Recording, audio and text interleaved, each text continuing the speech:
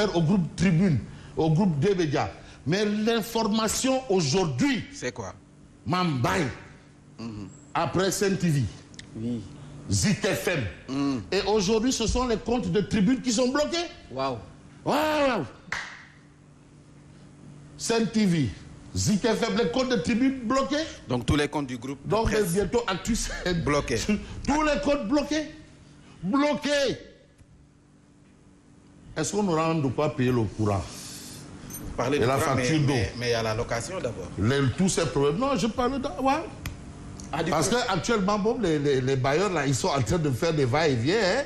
Malheureusement. C'est du outil. On n'a pas cette habitude. Vraiment. Pour Tribune Quotidien, le plan de Macky Sall, c'est liquider des médias. Tout ça lié. C'est pour liquider des médias. C'est pour liquider avant 2024. Donc, il y a un timing. Et qu'est-ce qu'a fait des médias? Bon, qu'est-ce qu'a fait des médias? Il y a une réponse. Après Johnny et les panneaux publicitaires, Macky Sall s'attaque au groupe des médias pour affaiblir Bougane Gueye Dany. C'est ce que explique Tribune. Parce que je réponds à votre question par rapport à... Moi, je n'ai rien inventé. C'est écrit ici, là. Parce que moi, je ne fais que lire ce qui est écrit. Après Johnny et les panneaux publicitaires, on a eu Sen TV, Zik FM et les comptes de Tribune. Donc, tout bloqué. Tout ça, c'est pour affaiblir Bougane Gueye. Ça, c'est ce qu'explique Tribune. Mais les entités juridiques du groupe ont contesté. Parce que quand même, Ouattara. Mais oui, mais grand, yo, facture bi. Tout se règle autour d'une table. Mais attends, on discute. Les entités juridiques du groupe ont contesté les chiffres avancés par les impôts en septembre 2021 par voie d'huissier. Mais il faut tenir compte de ça. Franchement. Bon, voilà, ta facture est là. Ah, je ne reconnais pas ça, je ne reconnais pas ça. Et apporter des pièces justificatives. Mais Ouattara, gentleman, c'est-à-dire tout se fait avec la tête. Voilà. Des demandes d'arbitrage adressées à l'inspection générale des finances. Parce que quand même, quand il y a un problème où on n'est pas d'accord, il y a forcément là où on va pour dire, bon, essayer de voir comment on fait. Pour trancher. Pour trancher. En 2020 et 2021, une amnistie fiscale couvre les entreprises de presse, de tourisme et entre autres. Ça, c'est clair. Ça, c'est clair. C'était l'effort de guerre. Il y avait tout le temps, oui, attention au Covid. Lutte contre le Covid. Effort de guerre. Donc, l'État avait dit, bon, on abaisse un peu. Parce que aussi, la pression fiscale, voilà. Donc, c'est ce qu'essaye de rappeler Tribune. Moi, je ne suis ni fiscaliste, ni financier, ni expert en... Mais les faits sont là aussi. Ni expert en expertise. Je ne suis même pas diplomate chevronné comme Thierno Birahim. Encore moins économiste. Je ne suis ni économiste, mais je ne fais que relater ce qui est écrit. Point. Et apparemment, vous savez aussi, on a notre petit cerveau là, même si c'est un cerveau de moineau ou un cerveau de quoi que ce soit, mais au moins, ça paraît cohérent. Il y a eu quand même une cohérence. Comment peut-on alors redresser des médias par rapport à tout ça? Mais la loi de finances rectificative de 2020 homologue cette amnistie fiscale adoptée parlant pour juguler les conséquences de la Covid-19.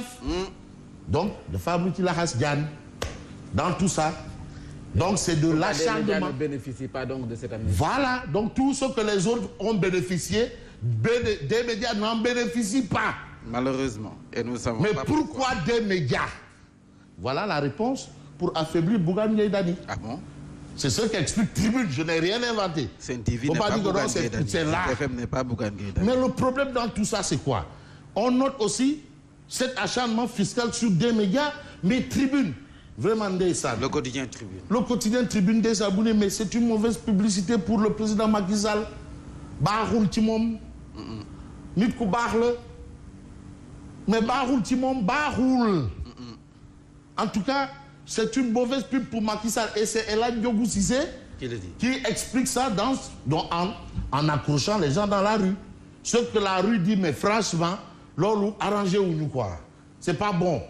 Et on n'a pas intérêt à la fermeture d'un groupe de presse. Non. Actuellement, on a un journaliste. Pas parler. Et maintenant, on va faire... Non, on n'a pas... C'est pas bon. Bref, en tout cas, on a ça. Mais vous avez aussi l'autre actualité. Après le passage à l'Assemblée nationale pour la DPG, les députés Mamadou Niang et Massata Samb vont répondre à la convocation ce matin. Voilà. La voix que j'ai là. Est-ce que on me dit que ça? Oui. Est-ce que tu as carburant? Non, vélo. J'ai un vélo là. Vélo. Ah, vélo, grau. Ah, on va faire comment? Les formations est un droit. Et on a pris cet engagement. Et en plus, nos amis là, ils ont choisi. Non, ils sont toujours là. Ah bon? L'imam Ratib Mohamed Moustapha Dia, il vous a dit bonjour Fabrice. Les bonjours là. C'est parti. Dites. Bon, on va prendre tribune, mais on va s'intéresser à quel journal j'ai envie de prendre. Grand Place. Qui parle de l'installation d'une fonderie à Keur Mor Ndiaye. Oui. Population terrifiée à Ndoye, en Ponce Pilate. Le ministre Aliou Ndoye fait du Ponce Pilatisme. La situation est assez compliquée. Personne dans cette localité ne veut de cette société. Et quand on pose la question au ministre Aliou Ndoye en charge de l'environnement, une unité industrielle aux multiples nuisances environnementales sur le point d'être mise en service. Le promoteur ne dispose d'aucun document légal autorisant ces activités, aucune étude environnementale faite en amont. 13 hectares occupés, le poumon vers la région de Thiès menacé de disparition. Parce que quand même, on parle de protection de la nature. Oui. Mais l'environnement, actuellement, c'est le grand débat. Nous sommes à la charge de ce problème-là. Lui, il fait du Ponce Pilatisme. Voilà. Il ne tranche ni. Il fait du ni. Voilà. Donc, voilà. Ni. Voilà. Donc, on a ça. Mais vous avez quel journal aussi qui en parle? Je crois qu'il y a un journal qui en parle également. Hein? Et j'ai envie de prendre ce journal-là parce que c'est important d'évoquer ces questions de l'environnement. L'environnement, c'est important. Les gens ont tendance à minimiser l'environnement. La conséquence, c'est quoi? Les changements climatiques. Et le plus grand prédateur, c'est l'homme. C'est l'homme qui veut tout et qui ne respecte pas quand même certaines normes, qui détruit tout. Et aujourd'hui, on a ça. Fonderie de Keur Momar Sarr, Aliou Ndoye joue les prolongations. Ça, c'est ce que révèle, ça, c'est ce que révèle l'évidence. Et puis l'évidence nous parle de toute autre chose. Affaire Amin Ndiaye Gniby, les députés du PUR convoqués ce mardi. Mais on peut s'intéresser à cette histoire de libération qui fait aussi le point sur l'affaire de la Cour des comptes. Deketeyo, Gaï, Covid là, Allahu Akbar. Shadouan la ilaha illallah, Shadouana Muhammadur Rasulullah. Corona business.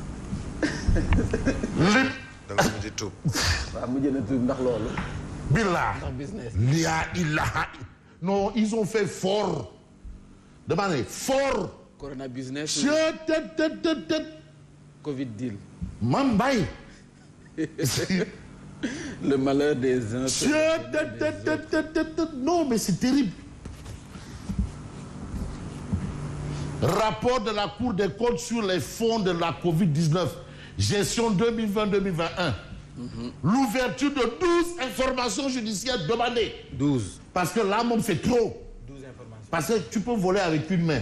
On dit, bon, grave, 2 mains. Bon, on peut accepter. Mais tu voles avec les 2 mains et les 2 pieds. Après, tu prends la bouche qui fait.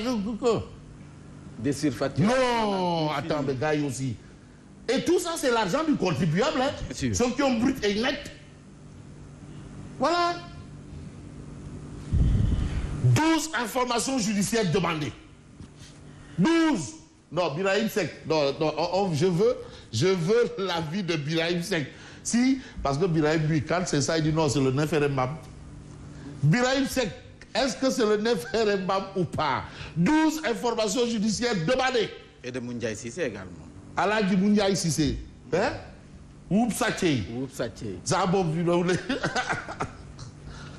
soupçon de surfacturation sur 2,749 milliards de francs CFA au ministère du Développement communautaire, de l'équité sociale et territoriale. Des poursuites réclamées. Des poursuites réclamées. Exigées même. Par force, parce que ça, bon, c'est trop. C'est trop. Contre le DAGE sortant, Aliou Sow, le DAGE. Aliso. waaw le DAGE sortant. xam nga ki di DAGE di jëwriñ. ah non gars yi dañuy jóor rek ay DAGE. le bëkk nekk. ki di jëwriñ di bëkk nekk est-ce qu'on peut parler de bëkk nekk sans le jëwriñ. sans le jëwriñ. ah non waaw. waaw Birahim qui est spécialiste des questions de tarixa là.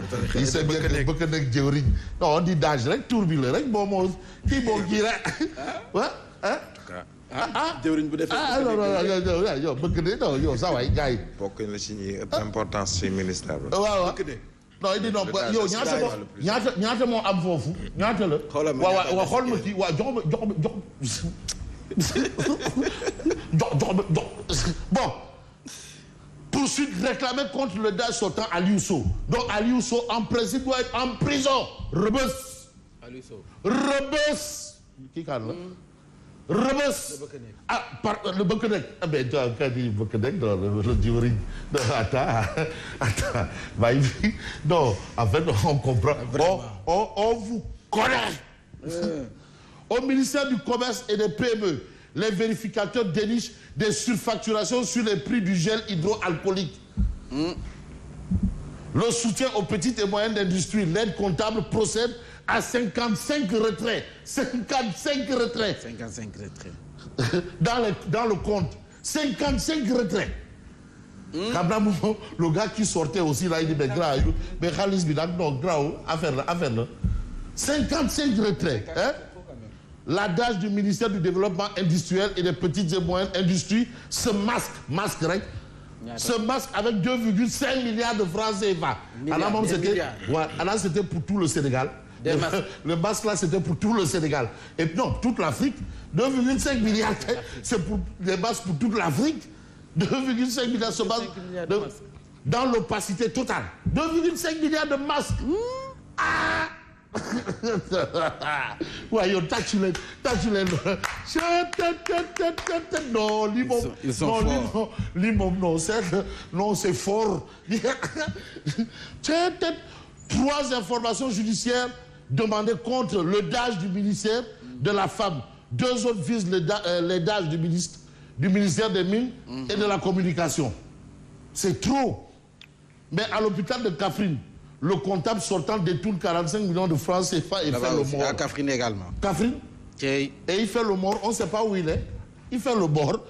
Non, bye. Non, lui. Hein? Masque à 2,5 milliards. Masque, 2,5 milliards. Masque. Non. Hein? Des surfacturations. Non. Hein? Ouais. Tong et nat. Ça y est, donc yata. Donc Tong et nat, ça y est, donc yata. Donc il m'a donné foulé. Donc fait donc ben Kaffrine. Les donc là jusqu'à Kaffrine. Là où il n'y a pas de nat, il n'y a pas de nat là-bas. À Kaffrine, ben on a vu des donc quand même. Ben Kaffrine. Donc, bon, dossier Sud Beauté, le doyen des juges accélère la cadence. Ça, c'est l'information qu'on a dans Libération. Et puis, on peut peut-être nous intéresser à quel journal. J'ai envie de prendre un journal qui parle de tout, sauf de tout. Hein? C'est bien entendu ce que nous livre le docteur Souleymane Astou Diagne, économiste. En 10 ans. Dans 24 heures. Pour vous dire, et je vais terminer par ça. En 10 ans, la dette a été multipliée par 4. En 10 ans. 10 ans. En 10 ans, la dette multipliée par 4. Mais qu'on ne khalis. Parce qu'il n'y a que ceux qui ont de l'argent qui peuvent s'endetter. Hein. En 10 ans, la dette a été multipliée par 4. Mais est-ce que c'est une dette raisonnable ou déraisonnée? C'est là où se situe En tout cas, voilà une situation dans laquelle on peut peut-être évoquer certaines questions. Mais à la question de savoir que nous raconte Odia. Parce que Odia aussi a son actualité. Bon, Odia est cadeau de Borne-Fontaine. Non, c'est le cadeau de Borne-Fontaine. Hein? Et qui parle de cadeau de Borne-Fontaine, hein? Retient les histoires de Borne-Fontaine. Querelle de Borne-Fontaine. Donc voilà un peu. On a du côté Khalam. On a Farba, lui-même c'est légal. Et Diène Farba Sarr, Abdoulaye Diouf Sarr.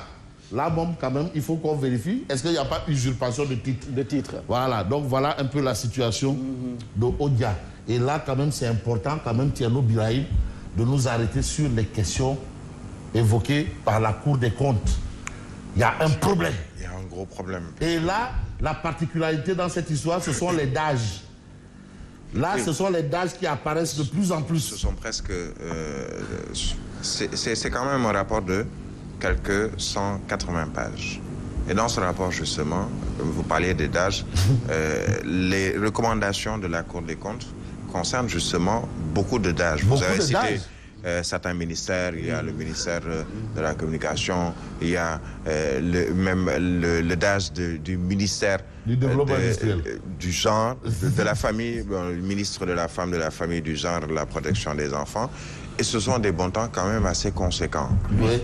Sur plusieurs facturations ou plusieurs fournisseurs qui n'existent pas pour certains ministères, des millions de francs CFA, des centaines de millions et même des milliards payés à qui ce sont des questions, et la Cour qui demande à chaque fois dans ses recommandations, puisque la Cour a produit plusieurs recommandations, et dans ces recommandations, ce sont d'abord une demande au garde des Sceaux, au ministère de la Justice, d'ouvrir une information judiciaire. Et la Cour des comptes cite nommément les personnes sur qui, justement, il faut une information judiciaire. Et comme le disait Fabrice, pour la majorité, ce sont des DAGE. Alors, il faut savoir l'importance du DAGE. 2,5 milliards en masque. Oui, mais 2,5 milliards vous parlez de 2,5 milliards en masque. Mais dans la surfacturation, par exemple, on a 1 milliard 120 millions de francs CFA pour, par exemple, le DAGE du ministère de la Communication, de la Culture, pour défaut de justification de dépenses. C'est-à-dire, on nous dit, on a dépensé tant. Par exemple, pour l'achat de matériel informatique. Mais est-ce qu'il peut dépenser? Mais un matériel qu'on n'a pas vu. On n'a pas vu le matériel. Un fournisseur qu'on n'a pas vu.